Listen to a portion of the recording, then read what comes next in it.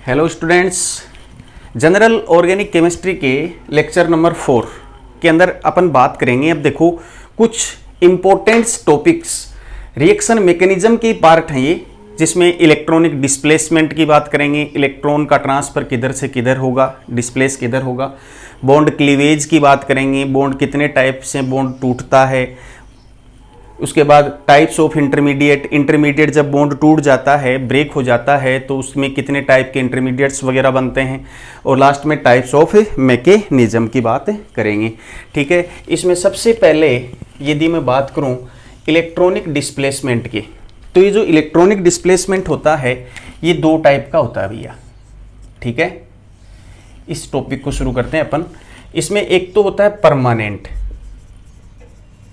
Permanent electronic displacement, और एक होता है टेम्पोरेरी इलेक्ट्रॉनिक डिस्प्लेसमेंट। परमानेंट जो होता है वो किसी रिएजेंट की प्रेजेंस में हो ऐसा जरूरी नहीं है, वो रिएजेंट की एब्सेंस में भी हो सकता है या होता है। ठीक है, क्या लिखें? It takes place even in the absence of reagent की absence में कौन कौन से हैं ये से परमानेंट जिसमें इलेक्ट्रॉनिक डिस्प्लेसमेंट होता है? एक तो इसमें पढ़ेंगे अपन इंडक्टिव इफेक्ट जिस दो टाइप का होगा, प्लस आई और माइनस आई इफेक्ट भी बोलते हैं शॉर्ट में। दूसरा रेजोनेंस इफेक्ट, ये भी दो टाइप का, प्लस आर माइनस आर। और तीसरा हाइपर कॉन्जुगेशन,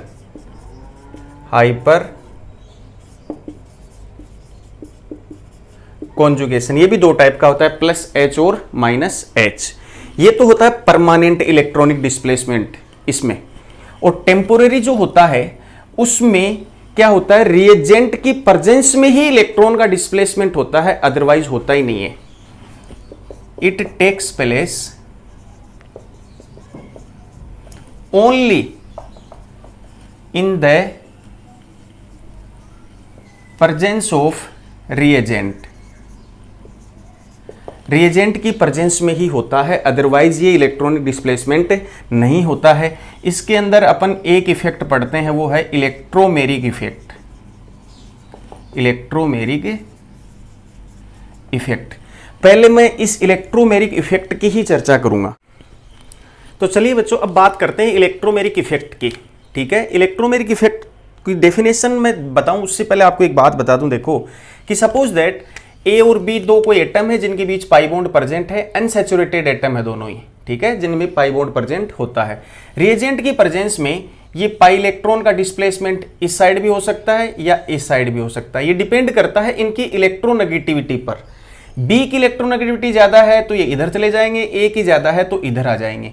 तो ए इस कंडीशन में ए पर पॉजिटिव और बी पर नेगेटिव आ जाएगा, और इस कंडीशन में ए पर नेगेटिव और बी पर पॉजिटिव आ जाएगा।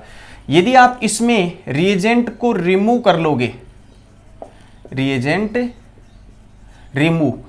दो ये वापस वैसा का वैसा ही बन जाएगा, एज इट इज। तो कहने का मतलब ये हुआ कि रिएजेंट की प्रेजेंस में तो ये इलेक्ट्रॉन का डिस्प्लेसमेंट हुआ, और रिएजेंट वापस हटा लिया तो ये जो डिस्प्लेसमेंट है ये वापस वैसा का वैसा हो गया। इसका मतलब ये एक टेम्पोरेरी इफेक्ट है। कैसा इफेक्ट है? टेम्पोरेरी। ठीक है, डेफिनेशन देखिए, the complete transfer of shared pair of pi electron, completely transfer हो गई या तो बी या फिर ए की तरफ, towards one of the unsaturated atom, दोनों में से कोई भी एक अनसैचुरेटेड एटम की तरफ, in the presence of reagent की प्रेजेंस में, is known as the electromeric effect. जो बच्चे नोट्स वगैरह बना रहे हैं वो साथ साथ अपने नोट्स बना सकते हैं, इसलिए मैंने डेफिनेशंस वगैरह पहले से लिख दी ताकि वीडियो लंबा नहीं बने। देखो, if reagent is remove then system return its original state, it means it is the example of temporary effect. Clear है? अब ये जो इलेक्ट्रोमेरिक इफेक्ट होता है ये दो टाइप का होता है, इसको दो टाइप से डिवाइड करते हैं। एक तो प्लस ई इफेक्ट, ई इलेक्ट्रोमेरिक से ही है, और दूसरा minus E effect. Plus E effect में क्या होता है, सपोज दैट मान लो यहां एक एटम यहां है, एक एटम यहां है, ठीक है, और ये दो पाई, ये दो बॉन्ड है उनके बीच, एक एटम यहां, एक एटम यहां, ये पाई बॉन्ड के इलेक्ट्रॉन इस एटम पर जा रहे हैं और अटैकिंग रिएजेंट भी इसी पर अटैक करे, तो ये तो होता है प्लस ई इफेक्ट। दूसरी कंडीशन क्या हो सकती है, ये पाई के इलेक्ट्रॉन सपोज दैट इसी एटम पर जा रहे हैं बट अटैकिंग रिएजेंट इस एटम पर अटैक करे, इसको बोलते हैं माइनस ई इफेक्ट। ध्यान से देखिएगा, here displacement of pi electron takes place towards the reagent, उसी रिएजेंट की तरफ जाते हो। एग्जाम्पल से समझना, CH2 double bond CH2, suppose that इनके पास एक कोई इलेक्ट्रोफाइल आ रहा है, पाई इलेक्ट्रॉन मान लो मैं इधर ब्रेक कर रहा हूं, CH2 पर आगे, इस पर नेगेटिव आएगा तो इलेक्ट्रोफाइल भी तो ऐसी जगह ही अटैक करता है जहां इलेक्ट्रॉन डेंसिटी ज्यादा हो, तो पाई इलेक्ट्रॉन का ट्रांसफर उसी एटम पर हो रहा है जिस पर अटैकिंग रिएजेंट अटैक कर रहा है, तो इस इफेक्ट को बोला जाएगा प्लस ई इफेक्ट। क्लियर? और इसका जस्ट रिवर्स, सपोज दैट ये कार्बोनाइल ग्रुप है, इसके ऊपर सपोज दैट न्यूक्लियोफाइल का अटैक होना है। हम ये जानते हैं कि पाई ब्रेक इधर होगा डेफिनेटली, इसमें तो कन्फर्म है। क्यों कन्फर्म है? क्योंकि ऑक्सीजन की इलेक्ट्रोनेगेटिविटी ज्यादा है। अब ये न्यूक्लियोफाइल जो है वो अटैक किस पर करेगा? कार्बन पर करेगा। क्यों? क्योंकि कार्बन पर इलेक्ट्रॉन डेंसिटी कम हो गई, तो न्यूक्लियोफाइल तो वहीं अटैक करता है जहां इलेक्ट्रॉन डेंसिटी कम हो, पॉजिटिव चार्ज जहां हो, ठीक है। तो यहां इलेक्ट्रॉन का डिस्प्लेसमेंट जिस एटम पर हुआ है उसके दूसरे एटम पर न्यूक्लियोफाइल या अटैकिंग रिएजेंट अटैक करता है, तो उसको बोलते हैं माइनस ई इफेक्ट। क्लियर है? प्लस ई और माइनस ई। अब हम ये जो इलेक्ट्रॉन का डिस्प्लेसमेंट है इसका आइडेंटिफिकेशन कैसे किया जाए कि इलेक्ट्रॉन किस तरफ डिस्प्लेस होंगे। पाई इलेक्ट्रॉन का शिफ्टिंग किस डायरेक्शन में होगा, इसको देखने के लिए मैंने खूब एग्जाम्पल नोट किए हैं, यहाँ पर समझने के लिए इनफ है। देखिए, identification of direction of displacement of pi electron in electromeric effect, कि पाई इलेक्ट्रॉन किस साइड ट्रांसफर होंगे, बहुत इंपॉर्टेंट चीज़ है ये। देखिए, सपोज दैट जो अनसैचुरेटेड सिस्टम अपना ए और बी, लेकिन मैं यहाँ मान लेता हूँ let A and B have different electronegativity, मतलब ए और बी की इलेक्ट्रोनेगेटिविटी क्या है? डिफरेंट है, तो इलेक्ट्रॉनिक डिस्प्लेसमेंट इसमें होगा। देखो केस फर्स्ट, पहले केस में क्या होगा, हियर पाई इलेक्ट्रॉन शिफ्ट कहें या डिस्प्लेस कहें टुवर्ड्स मोर इलेक्ट्रोनेगेटिव एलिमेंट्स, ज्यादा इलेक्ट्रोनेगेटिविटी जिसकी होगी उसकी तरफ पाई इलेक्ट्रॉन डिस्प्लेस होगा। ऐसे केस में जब दो डिफरेंट इलेक्ट्रोनेगेटिविटी वालों के बीच में पाई बॉन्ड हो, तो याद रखना, जैसे suppose that no doubt oxygen की ज़्यादा इधर होंगी, नाइट्रोजन की ज़्यादा कार्बन से तो इधर होंगी, कार्बन से नाइट्रोजन की ज़्यादा ये शिफ्टिंग होगी, कार्बन से ऑक्सीजन की ज़्यादा ये शिफ्टिंग होगी, न कि ये वाली, ठीक है। इसमें भी ये वाली शिफ्टिंग होगी, ठीक है। ऑक्सीजन की इलेक्ट्रोनेगेटिविटी नाइट्रोजन से भी ज़्यादा होती है इसलिए, ठीक है। दूसरे केस में ये सिंपल है। दूसरे केस में देखो, here direction of shift of pi electron is controlled by surrounding environment. Surrounding environment में जो ग्रुप या एटम जुड़े हुए हैं वो डिसाइड करेंगे कि पाई बॉन्ड के इलेक्ट्रॉन कौन सी साइड में शिफ्ट होंगे। क्लियर है? इसमें देखो शुरू का एक एग्जाम्पल है, वो तुम्हें समझ आ जाएगा। यहां पर इस कार्बन पर 2 हाइड्रोजन, इस पर भी 2 हाइड्रोजन, तो इसका मतलब ये शिफ्टिंग इधर भी हो सकती है, ये शिफ्टिंग इधर भी हो सकती है, दोनों तरफ पॉसिबल है, कोई सी तरफ कर दो। सेम इसमें भी ये दोनों कार्बन के बीच में पाई है, चाहे इस पाई को इधर शिफ्ट कर दो और चाहे इस पाई को इधर शिफ्ट कर दो, एक ही बात है, किधर भी कर सकते हो। इस कार्बन पर 2 एमी का मतलब methyl group CH3, 2 CH3 group हैं, इसमें भी 2 CH3 ग्रुप हैं, इसका मतलब ये शिफ्ट इधर भी हो सकता है और ये शिफ्ट इधर भी हो सकता है। सराउंडिंग एनवायरनमेंट सेम है तो शिफ्टिंग कोई से भी एटम की तरफ कर दो। बट एग्जांपल नंबर 2 में देखो, यदि सराउंडिंग एनवायरनमेंट अलग अलग है दोनों एटम पर, तो फिर चेक करना पड़ेगा। यहां पर आपको इंडक्टिव इफेक्ट भी काम में लेना पड़ता है, रेजोनेंस इफेक्ट भी काम में लेना पड़ता है। क्लियर है बात?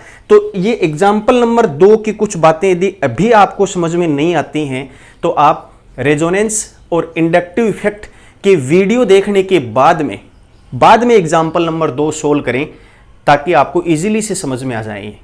क्लियर है? अभी आपको मैं जनरल कुछ बातें बता देता हूं। देखिए, ये जो एल्काइल ग्रुप होते हैं इनका प्लस आई इफेक्ट पड़ता है, ठीक है। तो यदि मैं बॉन्ड के अंदर इस प्रकार से एरो लगाता हूं, इसका मतलब ये इलेक्ट्रॉन को शिफ्ट कर रहा है इधर। यदि इलेक्ट्रॉन की शिफ्टिंग इधर है तो ये पाई इलेक्ट्रॉन का डिस्प्लेसमेंट डेफिनेटली इधर होगा। क्लियर है? अब यहां भी वही देखो, एल्काइल ग्रुप आ गया, इथाइल, इसमें भी इलेक्ट्रॉन की शिफ्टिंग इधर होगी। ये मतलब बॉन्ड के इलेक्ट्रॉन को इधर डिस्प्लेस कर रहा है, और ये तो परमानेंट इफेक्ट होता है ना, इंडक्टिव इफेक्ट। तो हमेशा ये बॉन्ड के इलेक्ट्रॉन को इधर पुश करता रहेगा, तो ये पाई इलेक्ट्रॉन आगे वाले CH2 पर ही जाएंगे डेफिनेटली। क्लियर है? इंडक्टिव इफेक्ट की कुछ बातें काम आ रही हैं। यहाँ पर दोनों मिथाइल 2 का इंडक्टिव इफेक्ट पड़ रहा है, तो ये पाई इलेक्ट्रॉन इधर शिफ्ट होंगे। इसमें देखो, इस कार्बन पर 2 मिथाइल हैं, इस कार्बन पर 1 ही मिथाइल है, तो इस पर इंडक्टिव इफेक्ट ज्यादा है, तो ये पाई बॉन्ड इधर ब्रेक होगा। क्लियर है? बहुत इंपॉर्टेंट बातें, मैकेनिज्म समझ में नहीं आएंगी, अदरवाइज ऑर्गेनिक समझ में नहीं आएगी, डिस्प्लेसमेंट समझ में नहीं आएगा। तो ठीक है भैया।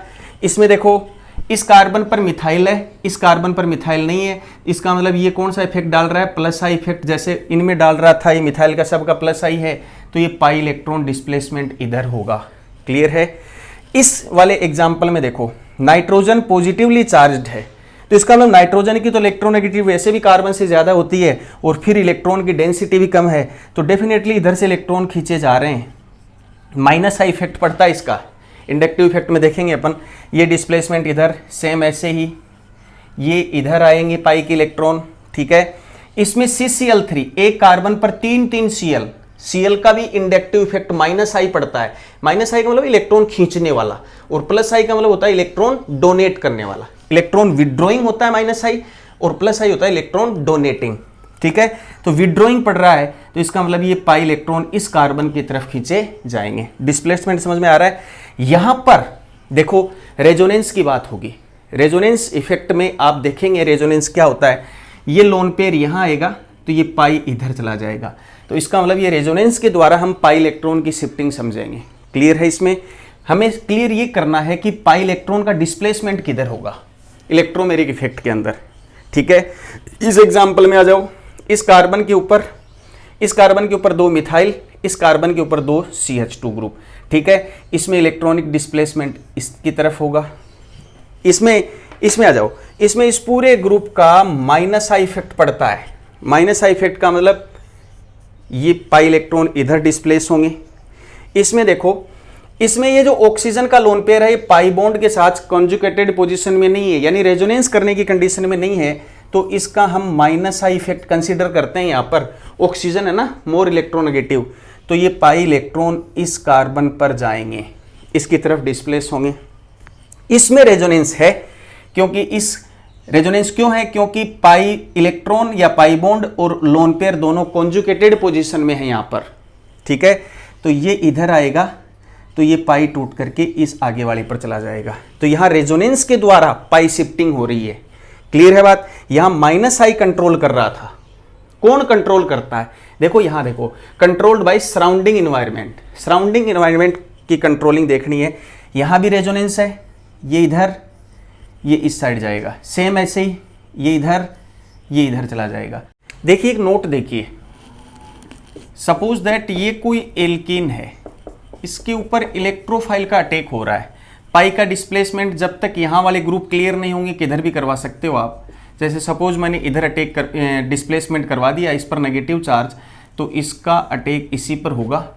ये जो स्टेप होता है ये स्लो स्टेप होता है, और RDS स्टेप बोलते हैं इसको। RDS बोले तो रेट डिटरमाइनिंग स्टेप, रेट को डिटरमाइन करने वाला स्टेप।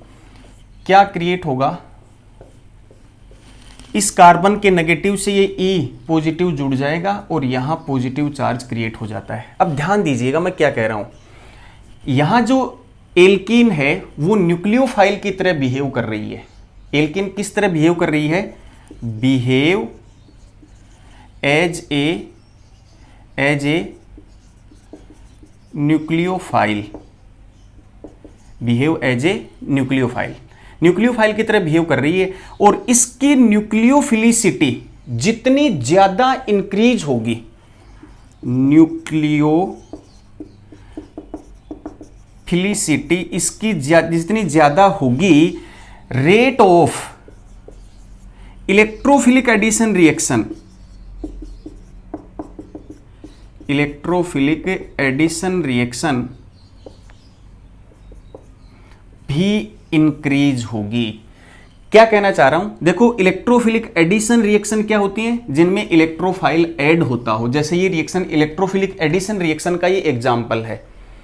इसकी न्यूक्लियोफिलिसिटी जितनी ज्यादा होगी, कहने का मतलब ये है कि ये जितना ज्यादा न्यूक्लियोफाइल की तरह बिहेव करेगा ना, तो ये जो एडिशन की जो नेचर है ये उतनी ही ज्यादा होगी। इस रिएक्शन की जो रेट है, इसका जो वेग है वो उतना ही ज्यादा होगा। ठीक है, ये हमें आइडेंटिफाई करना है। इस पर बेस में आपको एक शानदार क्वेश्चन करवाता हूं। तो चलिए बात करते हैं, देखो इस क्वेश्चन की। अभी जैसे आपको बताया था कि जब अनसैचुरेटेड सिस्टम में या एल्कीन में जब न्यूक्लियोफिलिसिटी जितनी ज्यादा होती है तो rate of electrophilic addition reaction उतनी ही ज्यादा होगी। न्यूक्लियोफिलिसिटी ज्यादा कब होती है, कैसे होती है, उसको चेक करना है अपने को। क्या ऑर्डर होता है, arrange the following in decreasing order of their nucleophilicity. Nucleophilicity का डिक्रीजिंग ऑर्डर देना है या फिर rate of electrophilic addition reaction, एक ही बात है। वही क्या होगा, उसका rate of electrophilic addition reaction का ऑर्डर होगा सेम ही। ठीक है, पहला एग्जांपल देखो। इसमें पहले एग्जांपल में इस CH3 का प्लस आई इफेक्ट, ये पाई इलेक्ट्रॉन शिफ्टिंग इधर, यहां कोई प्लस आई नहीं, ये इधर भी जा सकता है, इधर भी जा सकता है। इसमें दो CH3 का प्लस आई, तो ये पाई ब्रेक होना इधर कन्फर्म है। यहां इलेक्ट्रॉन को फोर्स करने वाले दो मिथाइल ग्रुप जुड़े हुए हैं। ये क्वेश्चन आपको मैं फिर कह रहा हूं तभी समझ में आएगा जब आप रेजोनेंस इफेक्ट, हाइपर कंजुगेशन और इंडक्टिव इफेक्ट तीनों वीडियो को ढंग से देख चुके होंगे तब। बट कुछ बातें मैं यहां आपको बता दूंगा ऑलरेडी, ध्यान से देखना। यहां इलेक्ट्रॉन को पुश करने वाले ग्रुप दो हैं, यहां एक है, यहां कोई भी नहीं है, तो यहां नेगेटिव चार्ज सबसे ज्यादा होगा, यानी इसकी न्यूक्लियोफिलिसिटी सबसे ज्यादा होगी। 3 नंबर की सबसे ज्यादा, फिर 2, फिर 1 नंबर, और सबसे कम किसकी होगी, 2 नंबर। नेगेटिव चार्ज सबसे कम 2 नंबर में है, तो न्यूक्लियोफिलिसिटी भी सबसे कम है। दूसरे एग्जाम्पल में देखो, ये यहां रेजोनेंस प्रेजेंस है तो पाई इलेक्ट्रॉन इधर शिफ्टिंग, डायरेक्शन तो अपन देख चुके हैं ऑलरेडी किधर शिफ्ट होगा, ये लोन पेयर इधर, तो पाई की शिफ्टिंग इधर। यहां इस CH3 का प्लस आई इफेक्ट है तो ये वाला पाई इधर। ध्यान दीजिएगा, जब रेजोनेंस और इंडक्टिव इफेक्ट की बात आती है, ठीक है, तो resonance effect is dominating effect over the inductive effect. Resonance प्रभावी होता है इंडक्टिव पर, हमें रेजोनेंस को प्रायोरिटी देनी है। देखिए यहां नाइट्रोजन रेजोनेंस शो कर रहा है, यहां ऑक्सीजन रेजोनेंस शो कर रहा है। नाइट्रोजन की इलेक्ट्रॉन पेयर देने की टेंडेंसी ज्यादा, तो इसका प्लस आर, इलेक्ट्रॉन देने वाले का कैसा रेजोनेंस माना जाता है, प्लस आर माना जाता है, लेने वाले का माइनस आर। ठीक है, तो यहां नाइट्रोजन का प्लस आर ज्यादा है, यहां ऑक्सीजन का प्लस आर कम है, और यहां तो है इंडक्टिव, तो बताइए यहां नेगेटिव चार्ज भी तो ज्यादा होगा, तो न्यूक्लियोफिलिसिटी 1 नंबर की ज्यादा, फिर 2 नंबर की, और सबसे कम किसकी हो जाएगी, 3 नंबर की, क्योंकि इसमें तो इंडक्टिव है। इसी बेस पर ये तीसरा एग्जाम्पल है, आप वीडियो पॉज करके खुद इसका ऑर्डर निकाल सकते हैं। देखिए ऑक्सीजन पर लोन पेयर, ये इधर, ये पाई इधर, या नाइट्रोजन पर लोन पेयर, ये इधर, ये पाई इधर, यहां कोई प्लस आर कुछ नहीं है। यहां इस CH3 का कौन सा इफेक्ट लग रहा है, प्लस आई इफेक्ट लग रहा है, तो ये पाई शिफ्टिंग इधर होगी। इसमें दोनों तरफ हो सकती है पाई शिफ्टिंग।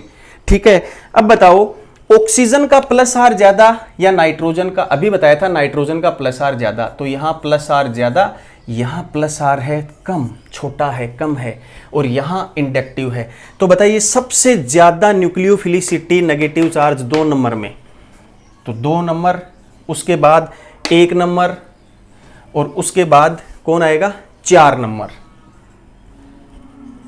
4 नंबर, और सबसे कम 3 नंबर में। ये नंबर दे रखे हैं 1, 2, 3 और 4, ऐसे सबको नंबर दे दिए ताकि ऑर्डर लिखा जा सके। इस एग्जाम्पल को भी आप खुद प्योस करके निकाल सकते हैं। देखो सेम ऐसे ही है, बट इसमें एक नई चीज़ और आएगी, ये लोन पेयर, ये यहाँ, ये यहाँ। ठीक है, ये यहाँ कुछ भी नहीं है तो CH3 मान लेते हैं ना अपन बॉन्ड लाइन डायग्राम में, ये CH2 है, ठीक है। अब यहाँ देखना, यहाँ तो है इसका रेजोनेंस +R है ऑक्सीजन का, ठीक है। यहाँ इस कार्बन के ऊपर 2 मिथाइल ग्रुप, ये अल्फा कार्बन होते हैं, ये भी अल्फा कार्बन, डबल बॉन्ड के पास वाला कार्बन अल्फा कार्बन होता है। तो 3 3 6 और 1 हाइड्रोजन यहाँ है, यहाँ अल्फा हाइड्रोजन की संख्या जो है वो 7 है। अब ये अल्फा हाइड्रोजन क्यों काउंट कर रहा हूं मैं, क्योंकि एक इफेक्ट पढ़ेंगे ना आप, हाइपर कंजुकेशन इफेक्ट का वीडियो देखना। हाइपर कंजुकेशन में अल्फा हाइड्रोजन चेक किए जाते हैं, अल्फा हाइड्रोजन जितने ज्यादा होते हैं उसका हाइपर कॉन्जुगेशन इफेक्ट भी उतना ही ज्यादा होता है। एक प्रकार से ये इलेक्ट्रॉन पुश करने वाला या इलेक्ट्रॉन विड्रॉइंग वाला इफेक्ट ही होता है, बट वैसे ही उसी बेस पर इसको भी +H और -H 2 टाइप से डिवाइड करते हैं अपन। तो जितना ज्यादा अल्फा हाइड्रोजन होगा +H उतना ही ज्यादा होगा। इसमें देखो, इस कार्बन डबल बॉन्ड वाले ये दोनों कार्बन, इस कार्बन के ऊपर एक अल्फा H है, अल्फा H = 1, ठीक है। ये दोनों कार्बन, इसके पास ये वाला अल्फा कार्बन है, तो अल्फा H यहाँ कितने हैं, 2 हैं। ध्यान दीजिएगा, अब यहाँ हाइपर कंजुगेशन है, यहाँ भी हाइपर कंजुगेशन है, यहाँ भी हाइपर कंजुगेशन है, यहाँ रेजोनेंस है। एक चीज और बता देता हूँ, रेजोनेंस और हाइपर कंजुगेशन जब दोनों साथ साथ आते हैं तो डोमिनेटिंग इफेक्ट जो होता है ना, प्रभावी, वो रेजोनेंस होता है। और यदि तीनों साथ आ जाए ना तो R, H और I ये ऑर्डर होता है, ध्यान रखना ये ऑर्डर। सबसे ज्यादा डोमिनेटिंग रेजोनेंस, फिर हाइपर कंजुगेशन, और सबसे कम कौन होता है, इंडक्टिव होता है। क्लियर है बात। तो अब इसी बेस पर देखो, सपोज दैट मान लो मैं इसको 1 नंबर दे दूं, इसको मैं 2 नंबर दे दूं, ये 2 नंबर दे रखा है, ये 3 और ये 4। तो अब इसका न्यूक्लियोफिलिसिटी का ऑर्डर बताना है। तो डोमिनेटिंग इफेक्ट कौन है, R, तो 1 नंबर की न्यूक्लियोफिलिसिटी तो सबसे ज्यादा। उसके बाद यहां अल्फा हाइड्रोजन ज्यादा है, +H ज्यादा पड़ेगा यहां पर, तो 2 नंबर ये होगी, ठीक है। उसके बाद इन दोनों में यदि कंपैरिजन किया जाए तो यहां 2 अल्फा हाइड्रोजन है, तो फिर 4 और फिर 3। क्लियर है ऑर्डर। ये न्यूक्लियोफिलिसिटी का ऑर्डर है, या फिर इलेक्ट्रोफिलिक एडिशन रिएक्शन की रेट का ऑर्डर है। ऐसे यहां आ जाओ, इसमें हेलोजन ग्रुप, हेलोजन पर लोन पेयर होता है, हम जानते हैं, 1 नहीं 3 लोन पेयर होते हैं। ये लोन पेयर बॉन्ड में पार्टिसिपेट करता है, इस प्रकार से रेजोनेंस करता है। तो इसमें पाई इलेक्ट्रॉन का जो डिस्प्लेसमेंट है वो तो तीनों में कन्फर्म है, यही है, ये यहां आएंगे लोन पेयर रेजोनेंस के द्वारा। अब एक चीज और बता देता हूं, हेलो एल्केन या हेलो एरीन जो कंपाउंड होते हैं उनमें जो डायरेक्टिंग इन्फ्लुएंस यानी पाई इलेक्ट्रॉन का डिस्प्लेसमेंट किधर होगा, ये तो डिसाइड करता है +R। कौन डिसाइड करता है उसका, +R क्यों कह रहा हूं, क्योंकि ये लोन पेयर दे रहे हैं, देने वाले का कैसा इफेक्ट होता है रेजोनेंस में, +R। डायरेक्टिंग इन्फ्लुएंस तो डिपेंड करता है +R पर, बट इनकी रिएक्टिविटी डिपेंड करती है इंडक्टिव इफेक्ट पर। रिएक्टिविटी किस पर डिपेंड करती है, रिएक्टिविटी इंडक्टिव इफेक्ट पर डिपेंड करती है। हम रिएक्टिविटी देख रहे हैं, ये रेट ऑफ एडिशन रिएक्शन की रिएक्टिविटी, ठीक है। अब एक बात बताना, चलो पाई इलेक्ट्रॉन की शिफ्टिंग तो इधर हो रही है, मान ली बात, सब पर CH2 पर माइनस आएगा, बट इनमें इंडक्टिव इफेक्ट चेक करें। देखो Cl भी इलेक्ट्रॉन खींच रहा है, F भी इलेक्ट्रॉन खींच रहा है, Br भी खींच रहा है और I भी खींच रहा है, ठीक है। इंडक्टिव इफेक्ट जिसका ज्यादा होगा, जिसकी विद्युत ऋणता या इलेक्ट्रोनेगेटिविटी जिसकी ज्यादा होगी। बोलो इलेक्ट्रोनेगेटिविटी का ऑर्डर क्या है, F, Cl, Br और I, ये ऑर्डर होता है। तो इलेक्ट्रोनेगेटिविटी जिसकी जितनी ज्यादा होगी वो रिएक्टिविटी को उतना ही कम कर देगा, एडिशन वाले को। क्या कह रहा हूं, इलेक्ट्रोनेगेटिविटी इंक्रीज, रिएक्टिविटी डिक्रीज। क्यों, देखो सपोज इसकी बात करो, ये फ्लोरीन, ये सबसे ज्यादा इलेक्ट्रॉन खींचेगा, इधर इलेक्ट्रॉन खींचेगा तो यहां नेगेटिव चार्ज सबसे कम होगा, ठीक है। तो रिएक्टिविटी डिक्रीज होगी ना, न्यूक्लियोफिलिसिटी डिक्रीज हो गई। तो बताइए इस बेस पर यदि मैं इनको नंबर दे दूं 1 2 3 और 4, तो न्यूक्लियोफिलिसिटी का ऑर्डर क्या हो जाएगा, सबसे ज्यादा न्यूक्लियोफिलिसिटी किसमें होगी, यहां होगी 4 नंबर में, फिर 3, फिर 1 और फिर 2। इसकी न्यूक्लियोफिलिसिटी सबसे कम होगी। क्यों, इलेक्ट्रोनेगेटिविटी इंक्रीज होने पर रिएक्टिविटी डिक्रीज हो जाएगी उसकी, यानी उसकी न्यूक्लियोफिलिसिटी ही डिक्रीज हो जाएगी। ये जो मैंने आपको बात बताई ये वेरी इंपॉर्टेंट बात है।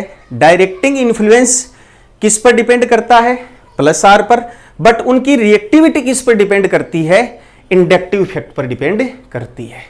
ये इलेक्ट्रोमेरिक इफेक्ट काफ़ी अच्छे लेवल तक मैं आपको पढ़ा चुका हूँ। ये सब एग्जाम्पल आप अपनी नोटबुक में नोट करें, इनका एक्सरसाइज करें जितनी ज़्यादा हो सके उतनी। Thanks for watching.